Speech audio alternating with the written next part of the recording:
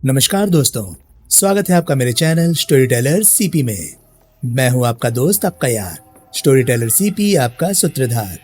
तो चलिए दोस्तों, इसी नोट पर आज की वीडियो शुरू करते हैं। आज की वीडियो में मैं आपको सुनाने वाला हूं लंगड़ा प्रेत नॉवल का पार्ट 11। इसके बाकी के 10 पार्ट आप ऑलरेडी सुन चुके होंगे, और अगर आपने नहीं सुने तो उनके लिंक्स आपको ऊपर आई बटन से मिल जाएंगे। तो चलिए दोस्तों, ज्यादा देरी ना करते हुए शुरू करते हैं लंगड़ा प्रेत नॉवल का पार्ट 11। इंद्र खुद भी रेगिस्तान में एक मुद्दत तक कैद और बकाल की यातना में वासना का शिकार रहा था। मर मर कर जिया था। एकांत के उन क्षणों में उसे भी नैना की याद आती थी, बहुत याद आती थी। लेकिन उसकी याद में ऐसी तड़प न थी जो ये नैना की इन कलाकृतियों में देख रहा था। अगर उसके दिल में भी मोहब्बत की यही शिद्दत होती तो अपनी दुनिया में लौट आने के बाद उसने सीधा बहराम नगर की हवेली का रुख करना था। उसकी ये सोच ही उसे शर्मिंदा कर रही थी। आर्ट गैलरी में नैना के रंग देखकर उसका जी चाह रहा था कि वो उसके कदमों में बैठ जाए, उसका दास बन जाए। उस दिन रेखा ने चाहा कि प्रदर्शनी का वक्त खत्म होने के बाद वो नैना को अपने साथ मॉडल टाउन ले जाए और उससे रात भर बातें करे, ना उसे सोने दे ना खुद सोए। लेकिन इंद्रजीत ने मना कर दिया। उसने कहा, नहीं रेखा, पहले हमें बहराम नगर जाना चाहिए, उसके बाद ही हम वहीं उसे अपने यहाँ आने की दावत देंगे। रेखा को भाई का कहना मानना पड़ा। अगले ही दिन सुबह रेखा व इंद्रजीत नाश्ता कर रहे थे। रेखा पटर पटर नैना की बातें किए जा रही थी। वो जल्दी से जल्दी बहराम नगर जाना चाहती थी। इंद्रजीत खुद बेचैन था, सो दोनों ने बहराम नगर जाने का अपना प्रोग्राम तय कर लिया और सुकून महसूस कर रहे थे। अभी ये बातचीत चल ही रही थी कि नौकर रामू ने आकर इत्तला दी। साहब जी, आपका फोन है। कौन है? इंद्र ने पूछा। वो जी कोई प्रेम सागर साहब है। उसे सुबह सुबह क्या हो गया? इंद्र ने कहा। फिर नौकर से बोला, उन्हें बताओ कि मैं नाश्ता कर रहा हूँ, अभी थोड़ी देर बाद उन्हें रिंग करता हूँ। जी। नौकर पलट गया। ये प्रेम सागर साहब कौन है भैया? रेखा ने पूछा। इसे नहीं जानती? इंद्र बोला। मेरा स्कूल का दोस्त है। कुछ दिन पहले संयोग से मुलाकात हो गई थी, वो भी अपने ही रेस्तरां में। अच्छा, किसने पहचाना? रेखा ने दिलचस्पी लेते हुए पूछा। भाई, पहचाना तो मैंने ही, इंद्र ने बताया। हुआ ये कि एक दिन मैं लंच के लिए घर आने के लिए निकल रहा था कि मैंने 2 बंदों को रेस्तरां में दाखिल होते देखा। इन दोनों में ही एक प्रेम सागर था। शक्ल जानी पहचानी लगी। जहन पर जोर दिया तो याद आ गया कि ये तो अपना क्लास फेलो सागर है। क्लास में हम दोनों एक ही डेस्क पर बैठते थे और हम में खासी घनिष्ठता थी। उसका घर भी यही मॉडल टाउन में ही था और हम एक दूसरे के घर आते जाते थे। उसे पहचाना तो किशोरावस्था की यादें उमड़ आई। मैंने घर आना कैंसिल किया और रेस्तरां में लौट आया। वे दोनों एक मेज पर बैठ चुके थे। मैं उनके पास से गुजरा और उसे एक बार बड़े ध्यान से देखा। यकीन आ गया कि वो प्रेम सागर ही है। मैं अपने ऑफिस में आकर बैठ गया और सोचने लगा कि उससे किस तरह मुलाकात की जाए। वो खाना खाने आए थे। मुझे शरारत सूझी। मैंने उनके खाना खा लेने का इंतजार किया और इस बीच खुद भी खाना खा लिया। खाने के बाद उन्होंने कॉफी मंगवाई। जो बेचारा उन्हें अटेंड कर रहा था उसे मैंने हिदायत की कि जब वे बिल मांगे तो बिल मुझसे लेकर जाए। मैंने एक बिल मंगवाकर उस पर राशि लिखने के बजाय एक डायलॉग लिख दिया। जब उन्होंने बिल मंगवाया तो बैरा मेरे पास आया। मैंने उसकी प्लेट में वो बिल डाल दिया और समझा दिया कि जो साहब लाल टाई लगाए हुए हैं बिल उन्हीं के सामने जाकर रखे। बैरे ने पूरे अदब के साथ बिल प्रेम सागर के सामने रख दिया। सागर अपने साथी से बातें कर रहा था। उसने बेध्यानी में बिल पर नजर डाली तो उसके चेहरे पर कई रंग आए और गए।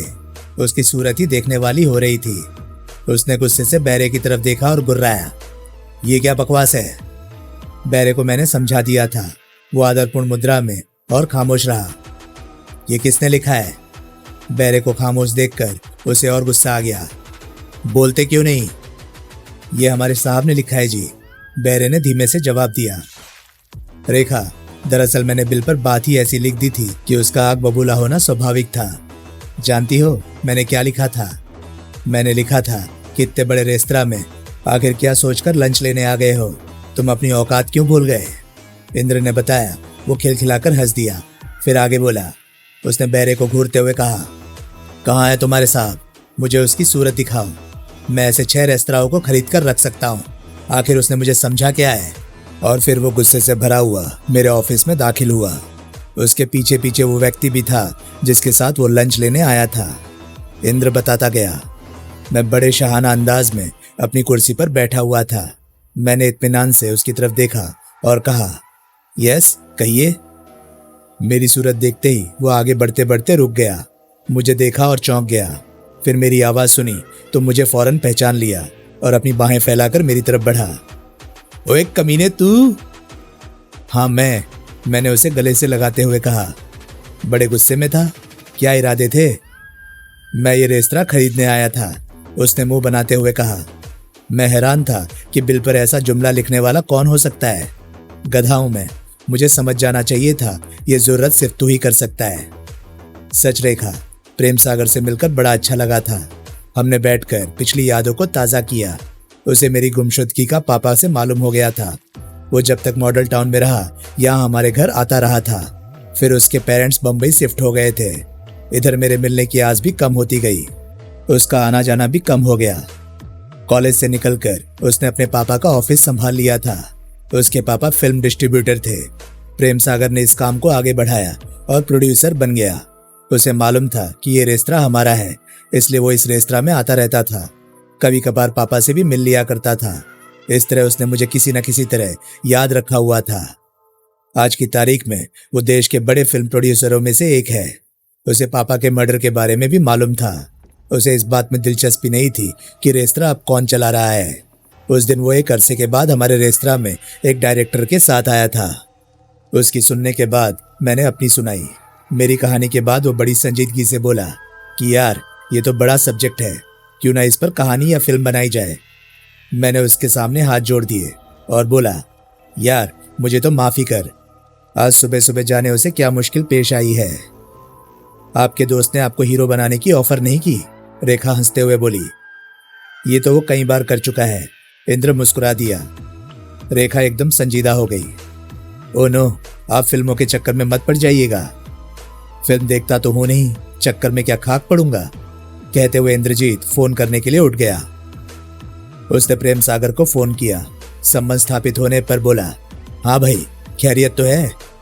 यार आज शाम को बिजी तो नहीं हो? प्रेम सागर ने पूछा था। नहीं, क्यों? फिर तो मेरे ऑफिस में आ जा। आ जाऊंगा, लेकिन तेरे दफ्तर भी तो कहीं हैं, कहाँ आऊं? ग्रीन पार्क वाले ऑफिस में, वहीं ठीक रहेगा। ठीक है, पर गुरु चक्कर क्या है? यार एक शख्स से तुझे मिलवाना चाहता हूँ। तेरे वापिस आ जाने की सुनकर वो तुमसे मिलने को बेचैन है, प्रेम सागर ने बताया। ऐसा कौन सा शख्स है गुरु? इंद्रजीत सोच में पड़ गया। ये सस्पेंस है, उसने अपना नाम बताने से मना किया है। तू तो उससे अच्छी तरह वाकिफ है ना? इंद्र ने शंकित लहजे में पूछा। हाँ मैं उसे अच्छी तरह जानता हूँ, अच्छा आदमी है, तू उसे मेरा दोस्त समझ। वो मुझसे क्यों मिलना चाहता है? ये वो तुम्हें खुद बताएगा। अजीब चीज है वो, हर बात राज में रखना चाहता है। हाँ अजीब तो है, लेकिन अजीब के साथ शरीफ भी है। प्रेम सागर उसकी वकालत किए जा रहा था। अच्छा ठीक है, मैं शाम को पहुंच जाऊंगा, ये कहकर इंद्रजीत ने रिसीवर रख दिया। वो रिसीवर रखकर खड़ा हुआ कि रेखा भी वहां पहुंच गई। वो फिर बैठ गया और उसने रेखा को भी बैठने का इशारा किया। खैरियत तो है? रेखा ने पूछा। हाँ खैरियत है, कोई शख्स मिलना चाहता है और मजे की बात यह है कि मिलने से पहले ना वो अपना नाम बताना चाहता है और ना काम। फिर आपने क्या कहा? शाम को मुलाकात का वायदा कर लिया है। पता नहीं कौन है। रेखा भी आशंकित हो उठी। वहां बॉडीगार्ड बिना ना जाइएगा। परेशानी की कोई बात नहीं है, सागर उससे अच्छी तरह वाकिफ है, इंद्रजीत ने इत्मीनान दिलाते हुए कहा। शाम को इंद्रजीत प्रेम सागर के ग्रीन पार्क वाले ऑफिस में पहुंच गया। इंद्रजीत वहां पहुंचा तो प्रेम सागर किसी शख्स से कारोबारी बातचीत में व्यस्त था। उसने खड़े होकर इंद्र का स्वागत किया। सामने बैठे शख्स से उसका परिचय कराया। इंद्रजीत ने उसे बड़े गौर से देखा, लेकिन पहचान नहीं सका। इंद्रजीत की सवालिया नजरों के जवाब में प्रेम सागर मुस्कुराते हुए बोला, जो तुमसे मिलना चाहता है वो ये नहीं है इंद्र, वो अंदर बैठा है। उसने अंदर वाले अपने खास कमरे की तरफ इशारा किया। उससे अंदर जाकर मिल लो। इंद्रजीत खामोशी के साथ आगे बढ़ गया। उसने बंद दरवाजा आहिस्ता से खोला और कमरे में दाखिल हो गया। अंदर एक शख्स मौजूद था जो इंद्र को देखते ही उठ खड़ा हुआ और इंद्र की तरह तेजी से लपका। इंद्रजीत एक कदम पीछे हटा। उसने अपने बगल की होलिस्टर से रिवॉल्वर निकालने में बड़ी फुर्ती दिखाई थी। रिवॉल्वर उस शख्स पर तानते हुए तेजी से बोला, खबरदार, जहां से उठे हो फौरन वहीं जाकर बैठ जाओ, वरना गोली चला दूंगा। वो शख्स वहीं रुक गया। तभी प्रेम सागर कमरे में आया और ये सब देखकर चीखा, अरे इंद्र, ये क्या कर रहे हो? सागर, तुमने बहुत बड़ी हिमाकत की है। क्या तुम इसको अच्छी तरह जानते हो? हाँ, जानता हूं, मैंने तुम्हें बताया तो था।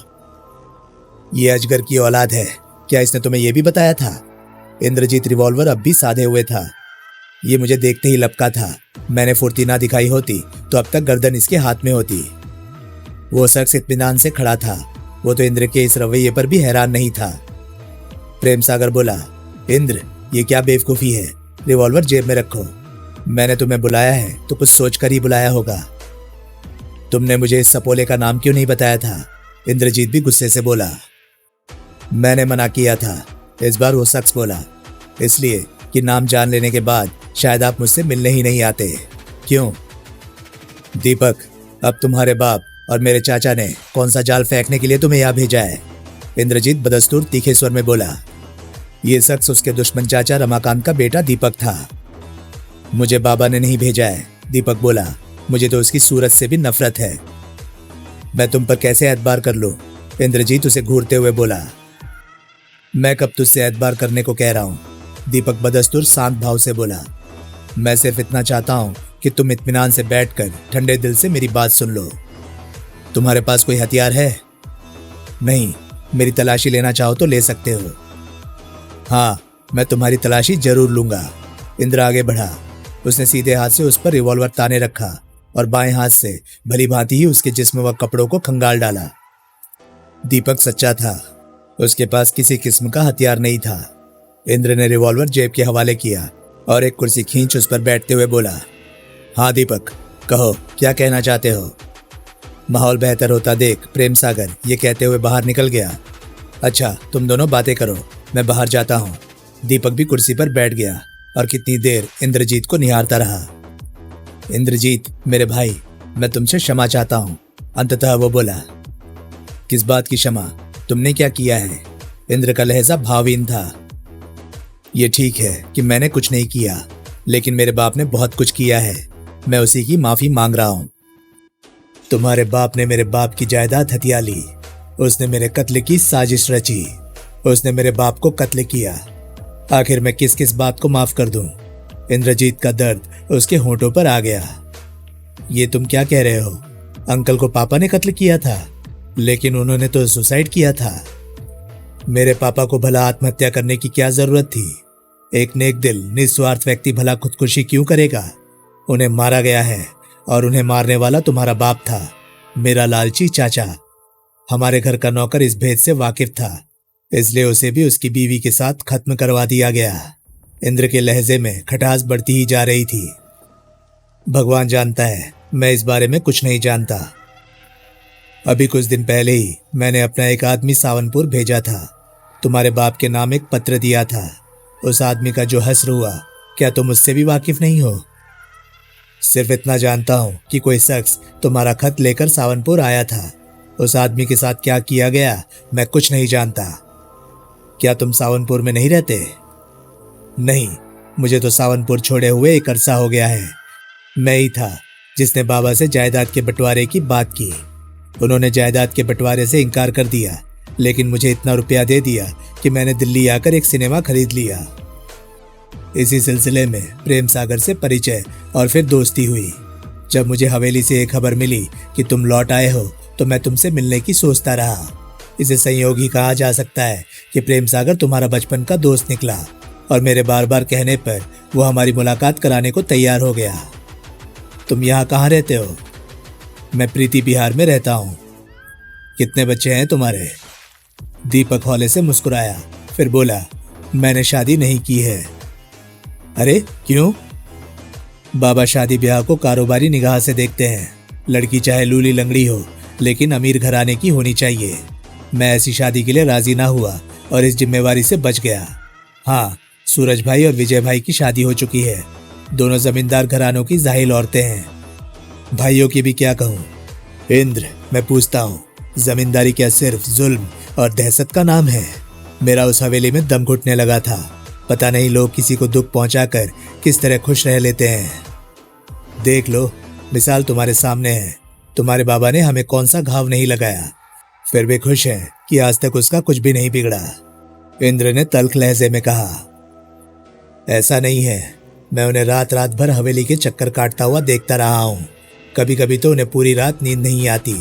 फिर विजय भाई और सूरज भाई से भी एक शीत युद्ध है। इधर बाबा एक चालाक लोमड़ी बने हुए हैं। वो अपने जीते जी जायदाद का बंटवारा नहीं चाहते और उनके मरने के दूर तक का आसार नहीं है। दोनों भाइयों को हर महीने एक बंधी रकम मिलती है। दोनों ही अब बाबा के अधीन नहीं रहना चाहते हैं और बाबा जायदाद बांटकर अपने हाथ कटवाना नहीं चाहते। लेकिन आखिर कब तक? क्या तुम अपने हिस्से की जमीनों पर अपना हक छोड़ चुके हो? कुछ सोचकर इंद्र ने कहा, नहीं। दीपक ने दृढ़ शब्दों में कहा, वैसे मैं अकेला हूं और अब भी मेरे पास जो कुछ है वो मेरे लिए बहुत है। इंद्र को सुनकर हैरत ही हुई थी। इंद्र, तुम्हारे पापा मेरे आइडियल थे। मैंने जिंदगी में उन्हीं जैसा बनने के सपने देखे हैं। ये जानकर बड़ा दुख पहुंचा है कि वो मेरे बाबा के हाथों कत्ल हुए। अब तुमसे माफी भी मांगू तो किस मुंह से? मेरे नीच बाप ने तुम्हारे सामने मेरी गर्दन झुका दी है। उस दिन दीपक जितनी देर बैठा रहा बस ऐसी ही बातें करता रहा, लेकिन इंद्रजीत उसकी बातों पर आंखें मूंद कर विश्वास नहीं करना चाहता था। उसने उसकी बातों की तस्दीक की तो सब सच निकला। हवेली छोड़े उसे वाकई एक मुद्दत हो चुकी थी।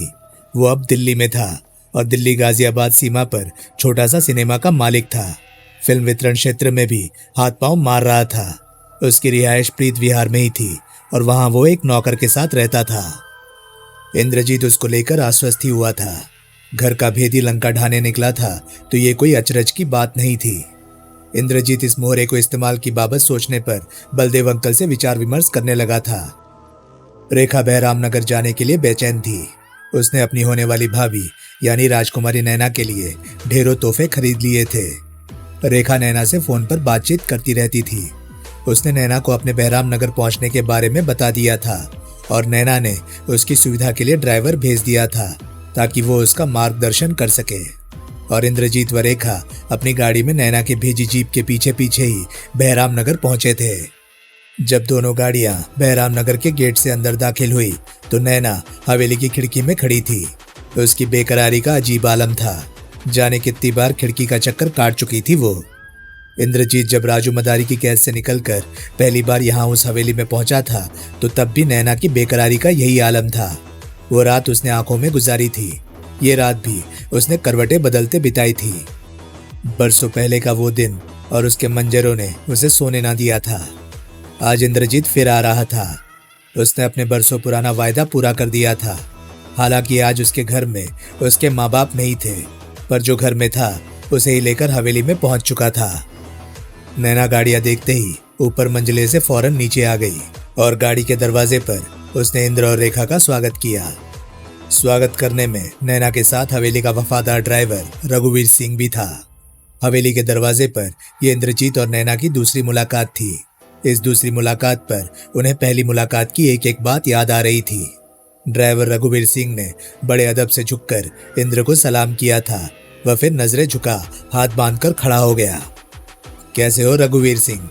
इंद्र उसे पहचानते ही अपनत्व से बोला था। साथ ही उससे मिलाने के लिए अपना हाथ भी निसंकोच उसकी तरफ बढ़ा दिया। साहब जी, आपको मेरा नाम भी याद है? मैं कितना खुशनसीब इंसान हूँ। रघुवीर सिंह सचमुच ही एक खुशनसीब इंसान था। वो एक जमाने में ड्राइवर था, थोड़ा बहुत पढ़ा लिखा था, नैना का विश्वास पात्र था। सो जब राजा साहब स्वर्ग सिधारे तो नैना ने रघुवीर को महल की देखभाल के लिए उसका निगरान नियुक्त कर दिया। अब वह बूढ़ा एक तरह से नैना का प्राइवेट सेक्रेटरी भी था। बहरहाल मेहमानों का भरपूर स्वागत हुआ था। दोपहर के खाने के बाद इंद्रजीत कुछ देर आराम के लिए लेट गया था। शाम के वक्त दरवाजे पर दस्तक हुई तो उसने सोचा कि रेखा होगी। उसने आवाज लगाई, आ जाओ, कौन है? दरवाजा खुला तो पहले ट्रे नजर आई, फिर वे हाथ जिनमें ट्रे थी। इंद्र फौरन बेड से उतरकर उसके पास पहुंच गया। अरे नैना, आपने क्यों कष्ट किया? मेरा जी चाहा कि तुम्हें अपने हाथों से चाय पिलाऊं। नैना मनमोहक अंदाज से मुस्कुराई। रेखा कहाँ है? उसको कंपनी देने के लिए मैंने अपने स्कूल की 2 टीचरों को बुला लिया है। वो उनके साथ है, बुलवाऊं? बेवकूफ हुई हो, इंद्र शोखी से बोला। उसे उधर ही रहने दो। इंद्र ने उसे ऐसी प्यार भरी नजरों से देखा कि वो उसकी नजरों की लक नहीं ला सकी। उसने नजरें झुका ली। आखिर हमें भी तो दो बातें करने का वक्त मिलना चाहिए, क्यों? इसलिए तो आई हूं जनाब के पास, नैना ने जवाब दिया। नैना ट्रे सेंटर टेबल पर रख चाय बनाने लगी। इंद्र ने उसका केतली वाला हाथ पकड़ लिया और बोला, तुम इस कदर प्यारी क्यों हो? अरे अरे, हाथ छोड़ो, चाय गिर जाएगी। गिर जाने दो प्लीज इंद्र, नैना ने गुहार की। इंद्र ने हाथ छोड़ दिया। नैना ने कप उसकी तरफ बढ़ाते हुए वो सवाल कर डाला जिसने उसे बरसों से हलकान कर रखा था। इंद्र, तुम जंगल में कहाँ गायब हो गए थे? और जवाब में इंद्र ने चाय की चुस्कियों के दौरान अपनी आप बीती संक्षेप में सुना डाली। नैना गूंगी ही तो हो गई थी। वो सकते की अवस्था में बैठी अपलक उसे देखती ही रही। ये कैसी तिलस्मी कहानी थी, अविश्वसनीय, लेकिन ये सब उसके महबूब पर बीती थी। वो उसे कैसे झुठला सकती थी? फिर इंद्र के पास रेखा के रूप में एक गवाह भी तो मौजूद था। क्या हुआ? उसे संज्ञा शून्य देखकर इंद्रजीत ने उसकी आंखों के सामने अपना हाथ लहराया। भगवान का लाख लाख शुक्र है इंद्र कि तुझे उस जादूगरनी की कैद से मुक्ति मिल गई। न केवल मुक्ति मिली बल्कि तुम सकुशल वापस भी आ गए। अगर तुम्हारा चेहरा दिमक ज़दा ही रहता तो फिर नैना कांप कर रह गई थी। मेरी तो जिंदगी ही एक शराब बनकर रह जाती। मैं अपने दीमक ज़दा चेहरे को छिपाए फिरता और बस। इंद्रजीत ने ठंडी सांस लेकर कहा। नैना को तो अब जैसे इस बाबत बातें करने से ही घबराहट हो रही थी। वो बोली, कहीं बाहर निकलते हैं, मैं घोड़े कसवाती हूँ, तुम तब तक लिबास बदल लो। इंद्र खिल उठा, बोला, हाँ, मेरा जी भी घुड़सवारी को चाह रहा था। बरसों बीत गए हैं घुड़सवारी किए। यूं कुछ देर बाद ही जब वे दोनों हवेली से बाहर निकले तो घोड़े तैयार खड़े थे। दोनों ही सफेद रंग के घोड़े थे। इंद्रजीत और नैना घोड़ों पर सवार हो गए। रेखा हवेली के दरवाजे पर खड़ी थी। सफेद घोड़ों पर सवार वे दोनों रेखा को बहुत अच्छे लगे। उसके मुंह से दोनों के लिए लंबी उम्र की दुआ निकली और वो उस वक्त तक हवेली के दरवाजे पर खड़ी रही जब तक वे बड़े दरवाजे से बाहर नहीं निकल गए। कुछ दूर तक वे दोनों बातें करते धीरे धीरे चलते रहे। फिर खुले इलाके में पहुंच इंद्रजीत बोला, क्या ख्याल है, जंगल की तरफ चलें? इंद्रजीत की आपबीती सुन लेने के बाद नैना जंगल का रुख नहीं करना चाहती थी, लेकिन इंद्र की इच्छा के आगे वो चुप रही। वो भयभीत होने का एहसास भी नहीं होने देना चाहती थी। तुरंत बोली, चलें। दोनों ने घोड़े को एड़ लगाई और दोनों घोड़े हवा से बातें करने लगे। जंगल में दाखिल हो वे उस स्थान पर पहुंच गए जहां एक चबूतरा बना हुआ था। यही वो जगह थी जहां प्रेतात्मा बकाल इंद्रजीत को मायावी रेगिस्तान में ले गई थी। इस चबूतरे पर निगाह पड़ते ही इंद्र एकाएक खौफजदा हो गया। चबूतरे पर उसने जो कुछ देखा उसे देखकर उसके होश उड़ गए। सख्त सर्दी के बावजूद भी उसका बदन पसीने से भीग गया। सामने चबूतरे पर बीचों बीच एक उल्लू एक टांग पर खड़ा था और उसकी एक आंख बंद थी। उसे देखते ही इंद्रजीत ने अपने घोड़े को मोड़ा और लगभग चीखते हुए बोला, नैना, भागो। नैना ने भी उस विशालकाय उल्लू को देख लिया था और उसे देखकर उसका दिल धक से रह गया था। उसने फौरन अपने घोड़े की लगाम खींची और उसका रुख मोड़कर रेड लगा दी। हवा से बातें करते दोनों घोड़े कुछ ही देर में जंगल से बाहर थे। उनमें कोई बात नहीं हुई और वे घोड़े दौड़ाते रहे। उन्होंने गढ़ के दरवाजे पर ही पहुंचकर दम लिया। बड़े दरवाजे से हवेली की असली इमारत खासी दूर थी। अंदर एक विशाल व विस्तृत बाग था। इंद्रजीत को दूर एक लॉन पर रेखा बैडमिंटन खेलती नजर आई। वे दोनों बड़े दरवाजे के पास ही घोड़ों से उतर गए। घोड़े गेट पर मौजूद नौकरों ने संभाल लिए थे। वे दोनों रेखा की तरफ बढ़ गए थे। रास्ते में नैना ने सहमी आवाज में पूछा, इंद्र, वो क्या था? कुछ नहीं कह सकता, मेरी समझ में कुछ नहीं आ रहा। इंद्रजीत भी तो अभी तक उलझन का शिकार था। किसी उल्लू को एक टांग पर खड़े मैंने पहली बार देखा है। क्या वो उल्लू लंगड़ा था? और फिर उसका आकार, उफ, नैना ने झुरझुरी सी ली। भगवान ही बेहतर जानता है कि वो क्या चीज था। इंद्र अपने होठों पर जीवा फेरते हुए बोला, हमसे गलती हो गई, हमें जंगल की तरफ नहीं जाना चाहिए था। इंद्र भुक्तभोगी था, वो अंदर तक सिहर उठा था। यूं ही बातें करते हुए रेखा के पास पहुंच गए। रेखा ने उनसे भी बैडमिंटन खेलने को कहा। ध्यान बटाने को वे कुछ देर तक इस खेल में मस्त रहे और फिर हवेली में आ गए। इंद्रजीत किसी अनिष्ट की आशंका से ग्रस्त था। वो रात के खाने से पहले सो जाना चाहता था, लेकिन नैना ने आग्रह करके रोक लिया। वो रात उन्होंने हवेली में ही बिताई। तीनों रात गए तक बातें करते रहे थे। सुबह देर से उठे और फिर लगभग 10 बजे नाश्ता करने के बाद रेखा व इंद्रजीत ने नैना से इजाजत ली और अपनी गाड़ी में दिल्ली का रुख किया। इंद्रजीत एक टांग पर खड़े विशालकाय उल्लू को अपने जहन से नहीं निकाल पाया था। दिल्ली में नैना के रिश्ते के चाचा रहते थे। उनकी भव्य विशाल कोठी दिल्ली के गोल्ड लिंक के इलाके में थी। ये एक भरा पूरा घर था और नैना का दिल इस घर में बहुत लगता था। नैना प्रायः दिल्ली आती रहती थी। चाचा का काफी समय पहले देहांत हो गया था। घर में अब चाची थी। नैना के 4 भाई और बहनें थी। एक छोटी बहन के सिवाय सबकी शादियां हो चुकी थी। इंद्र से मिलने की चाह ही नैना को इस बार फिर दिल्ली खींच लाई थी। रेखा उसे अपने यहाँ आने का निमंत्रण देकर आई थी। दिल्ली पहुंचकर नैना ने सबसे पहले रेखा को फोन किया। नैना की आवाज सुनकर रेखा झूम गई। वो चहकती सी बोली, कहाँ से बोल रही हैं आप? तुम्हारे शहर से, नैना ने बताया। दिल्ली पहुंच गई हूं। अच्छी खबर है, भैया सुनेंगे तो खुश हो जाएंगे। रेखा ने चुटकी ली। तुम अपनी कहो। मैं अपनी क्या कहूं? रेखा ने ठंडी सांस ली। मेरा तो जी चाहता है कि आपको कहीं जाने ही ना दूं। ओह, नैना ने हंसकर दिखाया। फिर बात बदलते हुए कहा, आज का क्या प्रोग्राम है? आप घर पर आ जाएं हमारे, कहीं तो गाड़ी भेज दूं? घर आना कोई प्रॉब्लम नहीं है, गाड़ी है मेरे पास, नैना ने कहा। मैं कुछ और सोच रही थी। वो क्या? आज फिल्म मुगले आजम रिलीज हो रही है, नैना बोली। क्यों ना उसका पहला शो देखा जाए? काफी समय से कोई फिल्म नहीं देखी है मैंने। आइडिया बुरा नहीं है, रेखा खिल उठी। मैं भैया से इजाजत ले आती हूँ, आप आ जाएं। और हाँ, रात का खाना आपको हमारे साथ ही खाना होगा। मंजूर, नैना ने चहक कर कहा। फिल्म का पहला दिन और पहला शो था और इस फिल्म के लिए भीड़ का टूट पड़ना स्वाभाविक था। वे सिनेमा हॉल पर पहुंची तो मायूसी का ही सामना करना पड़ा। हाउसफुल का बोर्ड गेट के पास ही रखा उनका मुंह चिढ़ा रहा था। गलती हो गई, रेखा पछताते हुए बोली। भैया से कहा होता तो वो टिकट मंगवा कर रखते। नैना भी निराश नजर आ रही थी। वो कुछ कहने को ही थी कि तभी एक शख्स उनके पास आया और बड़े ही आदर के साथ बोला, मैं इस थिएटर का मैनेजर हूँ। आप यहाँ क्यों खड़ी हैं? आप मेरे ऑफिस में आए, आपको टिकट मिल जाएगी। रेखा व नैना ने उस शख्स पर नजर डाली और फिर एक दूसरे की तरफ देखा। सफेद शर्ट पैंट में वो शख्स उन्हें शरीफ सुशील ही लग रहा था। नैना ने सोचा कि शायद उसे राजा बहराम नगर की बेटी की हैसियत से पहचान लिया गया हो, और रेखा ने यह सोचा कि उसके भाई इंद्रजीत की वजह से उन पर यह इनायत की गई हो। बहरहाल उन्हें 2 टिकट चाहिए थे जो उन्हें पूरे सम्मान के साथ दिए जा रहे थे, तो भला उन्हें क्या ऐतराज हो सकता था। वे मैनेजर के साथ हो लिए। मैनेजर उन्हें अपने ऑफिस में ले गया और उन्हें सोफे पर बैठने का इशारा किया और फिर उसी आदर व शालीनता के साथ पूछा, आपके लिए क्या मंगवाऊं, चाय या ठंडा? थैंक्स, इस कष्ट की जरूरत नहीं, नैना बोली। हमें टिकट मिल जाए यही हमारे लिए बहुत है, वरना हम तो मायूस लौट रहे थे। लेकिन शख्स नहीं माना और उसने मना करने के बावजूद कोका कोला मंगवा ली।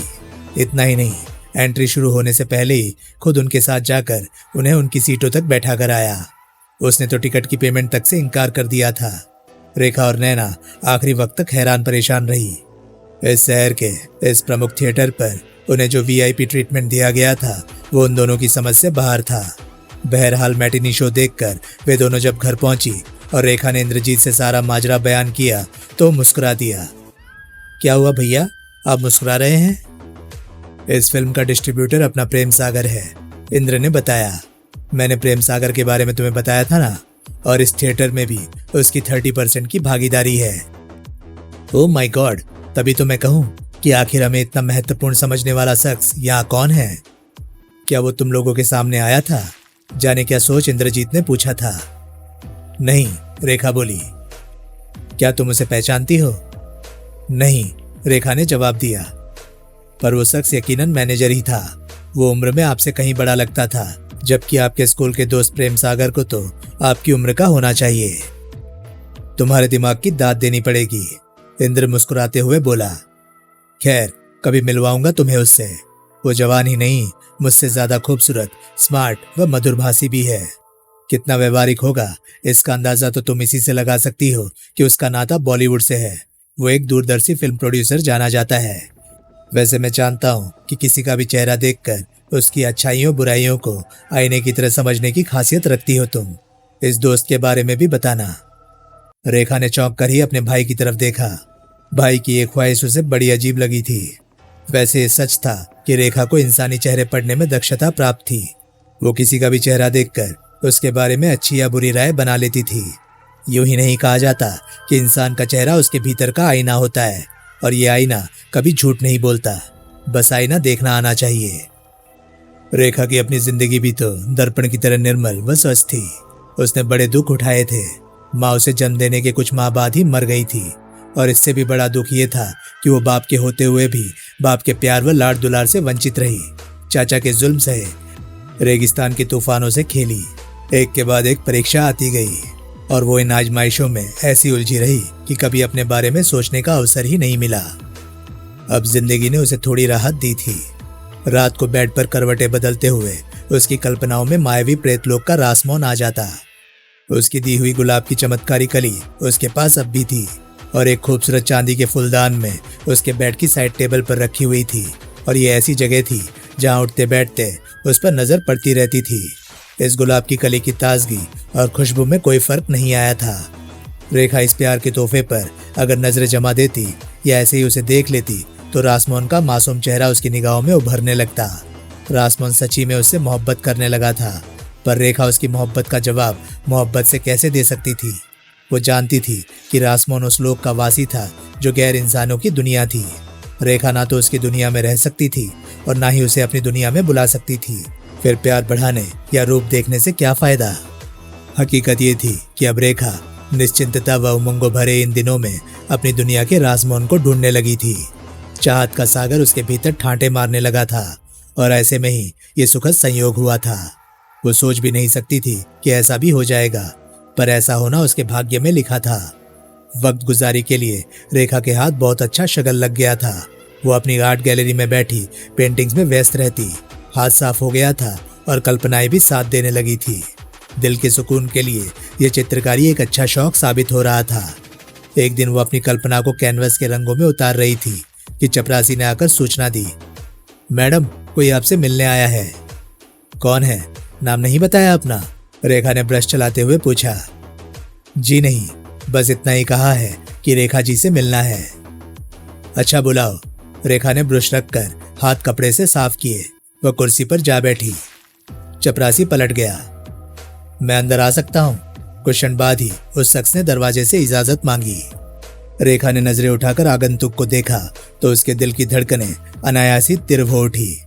जाने क्या हुआ कि उसने अपनी नजरें सामने एंगल पर लगी पेंटिंग पर टिका दी। वो इस कदर बौखला गई थी कि क्या कहे क्या करे। कभी ऐसा भी होगा ये तो उसने सोचा भी नहीं था। जी आइए, उसके मुंह से जैसे बेअख्तियार ही निकला था। आगंतुक 3 पीस सूट पहने हुए था, गौरवर्ण व चुंबकीय आकर्षण का स्वामी। वो इत्मीनान की चाल चलता हुआ मेज के करीब आया और एक कुर्सी घसीटकर बैठ गया। रेखा के माथे पर इस सर्दी में भी पसीना चू आया था। उसे हालात की ये करवट बेचैन कर गई थी और वो अपनी मस्त जिंदगी में कोई तूफान नहीं चाहती थी। वो अपने होठों पर जीवा फिराने लगी। क्षमा कीजिएगा, मैंने आपको डिस्टर्ब तो नहीं किया? आगंतुक बड़ी नम्रता व बड़े अपनत्व से बोला था और हालांकि अब ऐसी अपनत्व को रेखा तड़प रही थी और इस शख्स ने उसके सपनों पर अपना अधिकार जमा रखा था, पर रेखा को उसका अपनी जिंदगी में लौट कर आना बर्दाश्त नहीं था। वो अपने सामने रासमोहन को देख रही थी, एक गैर इंसान को, मायावी प्रेतलोक के प्राणी को जो उसकी जिंदगी में तूफान ला सकता था। रेखा ने खुद को संभाला और बोली, आप यहाँ क्यों आए हैं? आपसे मिलने। आगंतुक के होठों पर दिलफरेब मुस्कान थी और वो बेहद खुश नजर आ रहा था। पर क्यों? रेखा फटी तो पड़ी। उसकी आवाज में रोज के साथ साथ खौफ भी शामिल था। आगंतुक के चेहरे के भाव बदले। रेखा के इस अंदाज से उसे ठेस ही पहुंची थी। वो धीमे से व गंभीर आवाज में बोला, अगर आपको मेरा आना नागवार गुजरा है तो मैं वापस चला जाता हूँ। वैसे मुझे आपसे इस रूखेपन की उम्मीद नहीं थी। यकीनन आपका मूड ठीक नहीं है, पर मैं अपना परिचय तो दूंगा ही। मैं आपके लिए अजनबी हूँ, पर मेरा नाम प्रेम सागर है। प्रेम, मैं चलता हूँ, नमस्कार। ये कहकर वो खड़ा हो गया और फिर रेखा की तरफ देखे बिना ही दरवाजे की तरफ शुभ सा बढ़ गया। रेखा का सिर चकरा गया। मैं आपके लिए अजनबी हूँ, पर मेरा नाम प्रेम है, प्रेम सागर। आगंतुक के ये शब्द रेखा के दिमाग में चक्रवात बनकर गूंजने लगे। रासमोन, प्रेम सागर, प्रेम सागर, रासमोन, ये कैसी समानता थी? ये कैसा चमत्कार था? ये प्रेम सागर कैसे हो सकता है? ये तो रासमोन है। इस बदहवासी में रेखा को आभास हुआ जैसे हम सकल होते हुए भी आगंतुक व रासमोन में कई अंतर थे। आवाज का अंतर मुख्य था, वो रासमोन नहीं था। उसने उसे रासमोन समझा, शायद इसलिए कि रासमोन उसके दिलो दिमाग पर हावी था और कुछ समानताओं के सबब आगंतुक में उसे रासमोन ही नजर आया था। उफ, ये क्या हो गया? रेखा ने उसे आवाज देनी चाहिए, लेकिन आवाज कंठ में फंसकर रह गई। इस बीच वो दरवाजे से निकल गया। रेखा तेजी से उठकर दरवाजे पर आई तो वो बरामदे की सीढ़ियां उतर रहा था। गेट के बाहर उसकी गाड़ी खड़ी थी। देखते ही देखते वो गाड़ी में बैठा और गाड़ी को तेजी से निकाल ले गया। रेखा बरामदे में खड़ी उसकी गाड़ी को जाते देखती रही। फिर अपने कमरे में वो अपनी कुर्सी पर धम से गिरी। ये उसने क्या किया? ये उसे क्या हो गया था? उसे ये बेरुखी से पेश नहीं आना चाहिए था। रेखा शर्मिंदा थी, शर्मसार थी, लेकिन अब तो जो होना था हो चुका था। पर क्या दो हस्तियों में ऐसी समानता संभव है? वो प्रेम सागर था। वो कितना ग्रेसफुल लग रहा था। ऐसे आकर्षक मर्द कम ही देखने में आते हैं। फिर उसे एकदम झटका सा लगा। उसे जैसे होश आ गया। वो ये क्या बेकार सी बातें सोचने लगी है। उसे अपने आप पर हैरत हुई। ध्यान बटाने को ब्रश उठा लिया, फिर कैनवस की तरफ ध्यान दिया और ब्रश रंगों से खेलने लगी। लेकिन उसकी एकाग्रता जाती रही थी। उसे यूं महसूस हो रहा था कि उसका कुछ गुम हो गया है, लेकिन क्या गुम हो गया है इस बारे में वो प्रयत्नोपरांत भी कुछ न जान सकी। वो दिन भर खोई खोई सी रही। रात को खाने की मेज पर भी उसके हाथ बहुत बेठिली से उठ रहे थे। इंद्रजीत उसे बड़े गौर से देख रहा था। अंततः उससे रहा ना गया तो उसने पूछा, रेखा, तुम्हारी तबीयत तो ठीक है? जी भैया। फिर क्या बात है, खाना क्यों नहीं खा रही? खा तो रही हूं। क्या खा रही हो? खाक? ऐसे खाते हैं खाना? एक निवाला मुंह रख लिया फिर सो गए। इंद्र के लहजे में प्यार भरी डपट थी। भैया, भूख नहीं है, रेखा असहाय सी बोली। खैर तो है। इंद्र चिंतित हो उठा। आज तुम्हारी भूख कैसे उड़ गई? रेखा कुछ क्षण सिर झुकाए बैठी रही, फिर बोली, भैया एक बात बताऊं आपको? उसने सिर उठाकर भाई की तरफ देखा। बताओ। भैया, वो आज गैलरी में आपके वो दोस्त है ना, प्रेम सागर, वो आए थे। रेखा का ख्याल था कि इस बात की इंद्र पर तीव्र प्रतिक्रिया होगी और इस बात पर आश्चर्य व्यक्त करेगा, लेकिन ऐसा कुछ नहीं हुआ। तो दोस्तों, ये था लंगड़ा प्रेत नॉवल का पार्ट 11। ये पार्ट आपको कैसा लगा प्लीज कमेंट सेक्शन में अपनी राय मुझे जरूर बताएं। और हाँ, अगर आपको मेरे वीडियोस पसंद आ रहे हैं तो प्लीज उन्हें लाइक करें और चैनल को सब्सक्राइब करें, क्योंकि मैं ऐसे कंटेंट लाता रहता हूँ। तो चलिए दोस्तों, मैं मिलता हूँ अब आपसे अगली वीडियो में। तब तक के लिए नमस्कार, गुड बाय। सेफ रहिए, खुश रहिए, मजे करिए।